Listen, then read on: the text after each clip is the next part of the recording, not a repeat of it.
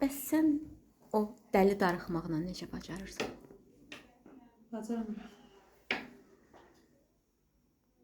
O darıxmaq deyil, darıxmağa nə var ki, darıxırsan. Darıxırsınız bizə kimdən ötürü? Ya uzaqdadır, gedirsən, görürsən. Bizimki həsrətdir, bizimki zülmdür. Darıxmaq başqa şeydir.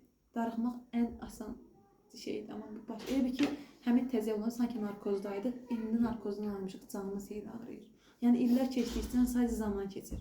Heç nə azalmır, heç nə bitmir. Daha da acı olur. Acı olur bəli. Qəbullanma var axı. Hə, qəbullanmırsan. Qəbullansaq bəlkə də biz asan da olar. Ki, həbsi budur da, yəni bu insan getdi, cənnətdədir falan deyirlər. İnanırsınız, mənə deyəndə Allah rəhmət eləsin, acığım tutur. Biz Həmidin canı deyirik.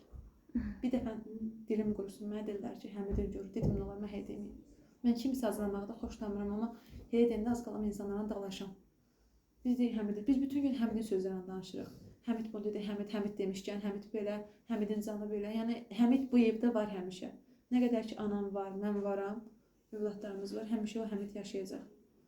Zaten bizim tək arzumuz odur ki, Həmidi hamı tanısın, dünya tanısın. Elə ki, o bir dənə şey istəyirdi, bir dənə istəyir az qalaya bütün əlimizi şəkil, ancaq Həmidi tanıdıq. Həmid unudulmasın. Yəni, yenə deyirəm, darıxmaq başqa şeydir. Mən darıxmışam, Həmid Akstafada olanda, Həmid Hadrutda olanda, Həmid Bakıda olanda, bu başqa şeydir. 3 ildə darıxmaq deyil, 3 il zülmdür. Elə bil ki, belə deyim də,